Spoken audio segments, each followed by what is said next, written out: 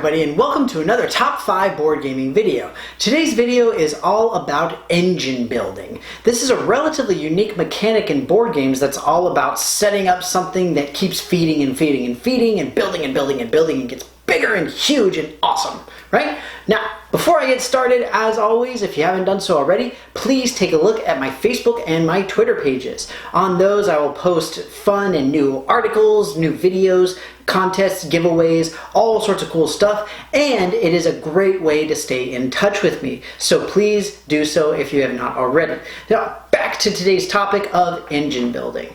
These are the games where you're essentially talking about very long-term strategy and how cards or tiles or whatever it is that you're gathering up interact with one another. And that's really what it boils down to, is like how is this going to fit in with everything else that I've got? How is this going to feed forward and do all of this other kind of thing? So I really enjoy these games because it has that long-term element.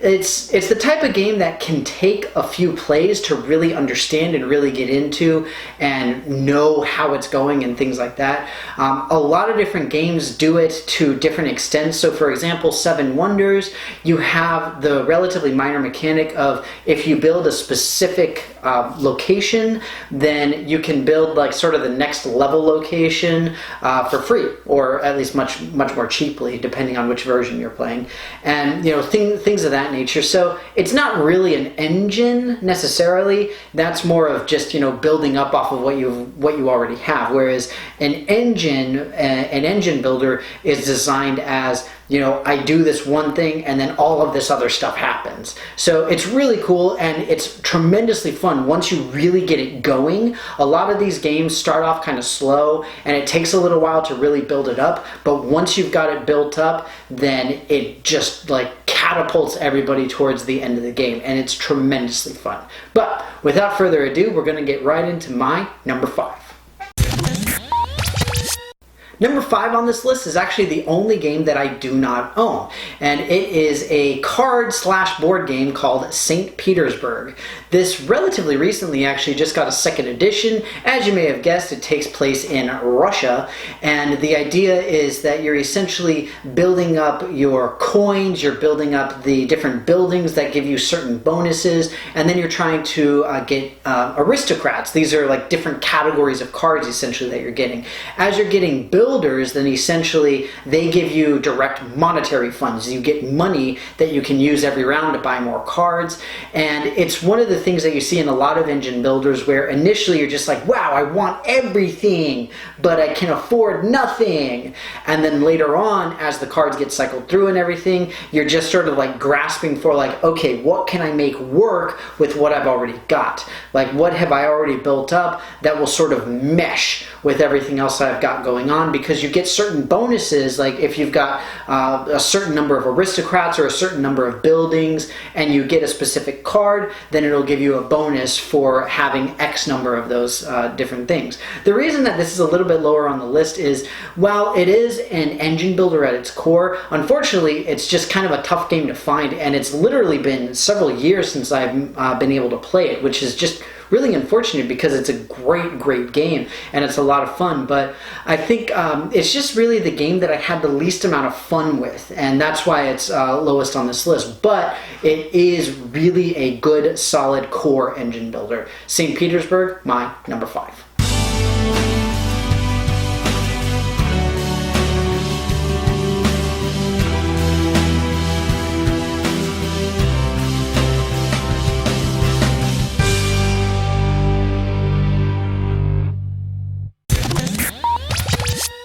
At number 4, I've got almost a category of game rather than a specific game, but the example that I have is Legendary.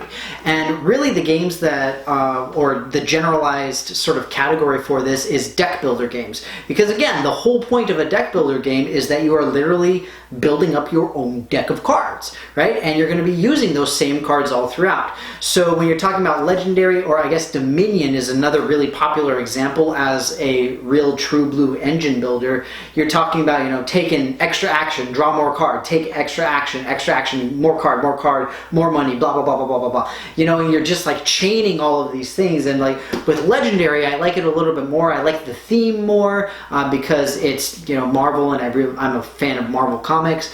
I like that it's a co-op game and you're fighting against the bad guy. You're trying to get like enough fight to defeat them and all that kind of stuff. But you still have the melding of all of the different card types and the engine being built within your own deck, because you know you want to be able to get as many cards as you can and to play as many cards as you can so that you can get big giant numbers.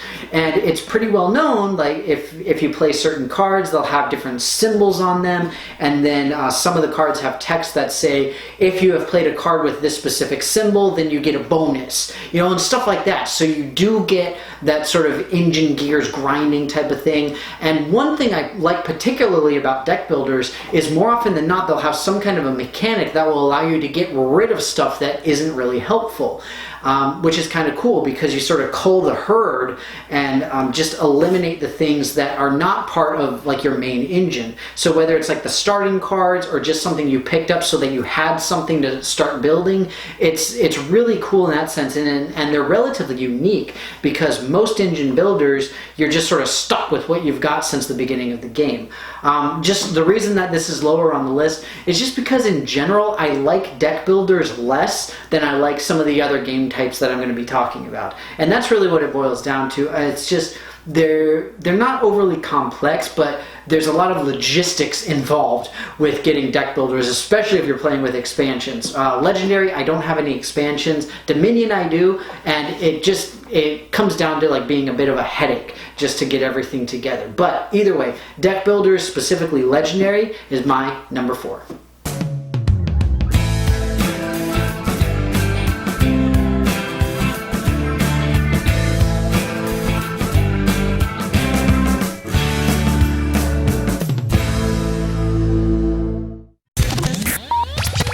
At number 3, I've got a game that I've talked about a few times, and I actually did a review and gameplay demo on a decent while ago. It is Porto Rico.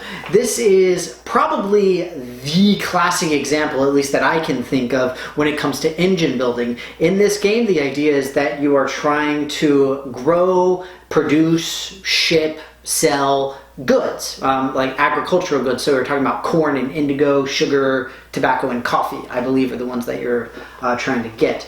And essentially, when you get an engine going, that means that you've got the buildings that will allow you to actually produce. You've got the workers that can be on the plantations. Maybe you've got something that will allow you to store anything that you can't ship. Whenever you ship things, you get like a whole bunch of victory points, all this kind of stuff. Or maybe you're selling something for a really good price, higher price than you otherwise would be. One of the things I love about this game is there's a lot of different ways that you can build up an engine. There's a lot of different ways that you can sort of feed into itself type of thing. And that's one of the reasons why I love it, and one of the reasons why it's higher up on this list. And again, similarly to St. Petersburg, you've got sort of endgame, not abilities, but endgame buildings in the case of Puerto Rico that say, you know, like if you have completed the entirety of your plantations, like if you've got every spot filled, you get bonus points. If you've got every building spot filled, you get bonus points. If you have the most victory point chips, if you have shipped out the most goods, then you get bonus victory points. So again, just looking at those, it shows you how many different potential paths to victory you have, because you don't necessarily have to be shipping goods and getting victory point chips. You could just be focused on actually getting buildings built up that give you a lot of victory points, whatever it happens to be. But I mean, like many of these games, once you really get the engine going, the game speeds up a great deal because it takes time to build, and then once you're at a certain level, then everybody starts to move really quickly. Whether it's everybody's trying to ship or everybody's trying to finish up their buildings, you know, whatever it happens to be, some way of ending the game, and it's a really interesting, fun, unique experience that unfortunately I don't get to play nearly as much as I would like to. But I really, really enjoy it. Puerto Rico, my number 3.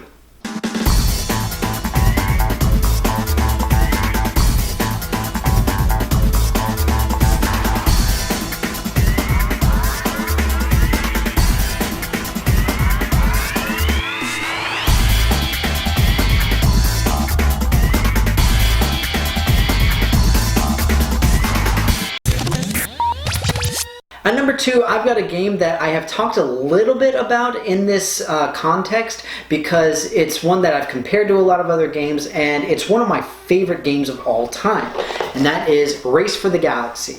And I don't use Roll for the Galaxy for the reason of I think that Race for the Galaxy simply has more options in terms of building up your engine. Similarly to Porto Rico, in this game you are trying to essentially collect victory point chips. Alternatively, you can just build up your tableau.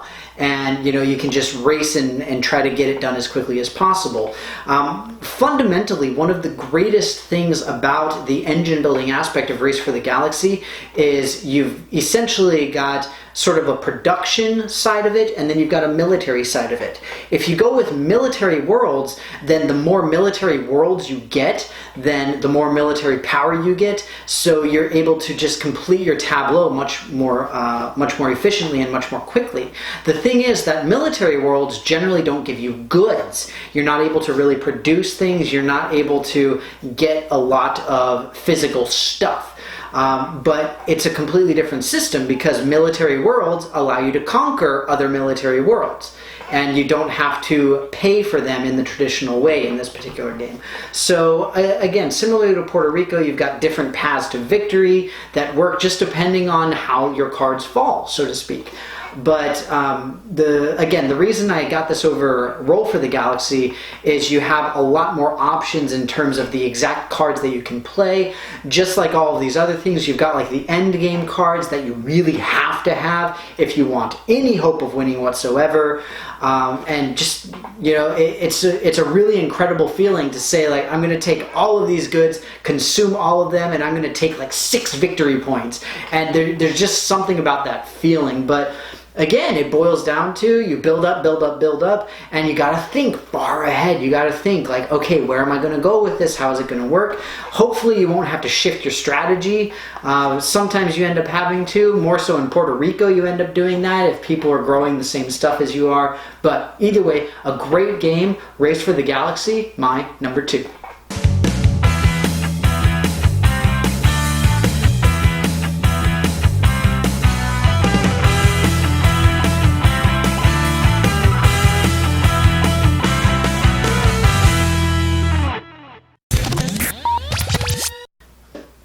At number 1, I have a relative newcomer to the gaming world and even newer addition to my board game collection.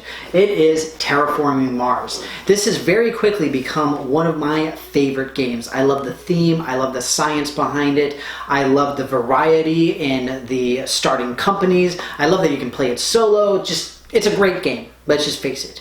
But as far as engine building is concerned, you have a lot of options. I know, I keep saying that with like every single game. You've got a lot of different things that you can do. You can go by, are you trying to plant a bunch of trees? Are you trying to build up a bunch of oceans? Are you trying to build cities? Are you going for, the most production value? Are you going for scientific achievement? Like there's so much that you can do. And again, it's really interesting because you're starting character, so to speak, your starting company is essentially what it is, it doesn't necessarily dictate exactly what you should do, but it will sort of nudge you in a specific direction, right? And meaning that it helps you for a specific aspect of the game. So maybe it'll help you with scientific achievement. Maybe it'll help you get more plant materials so that you can plant more trees and get victory points that way. Whatever it happens to be. I mean, and you don't really get victory points in this game, but that is neither here nor there. The fact is that you're building up your cards, you're building up a tableau, and building up generally production is what's going to end up ending the game. But a lot of times, I've seen lots and lots of different strategies, from building specific buildings to building the tech industry to building up the trees and the oceans, the cities. I mean, there's a lot of things that you can do with this. There's a lot of different ways you can build up your engine, but either way, they all end up leading, hopefully, to victory. And in the end, this is number 1 because I just love the theme so much. They did such a great job with it. It's so well balanced. It's tremendously fun. And on top of that, it's a great single player game as well. Terraforming Mars, my number 1 engine building game.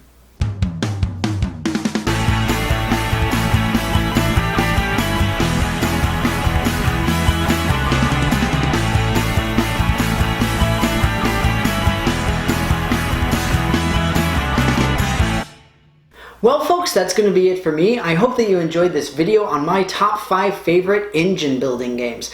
This is kind of an interesting little category because it's relatively large, but it's also somewhat unknown, and it's one that I really don't hear too much about on whether it's forums or at my FLGS or anything along those lines. So as always though, I'm very curious what you guys have to say about it. What are your personal favorite engine builders? Why do you like them? Why do you like them more than the others? What do you think of my choices? You guys know I love to hear anything that you guys have to say. Put it all in the comments below, or hit me up on the Facebook or the Twitter. But with that, thank you very, very much for watching. I hope that you enjoyed this video, and I will see you next time.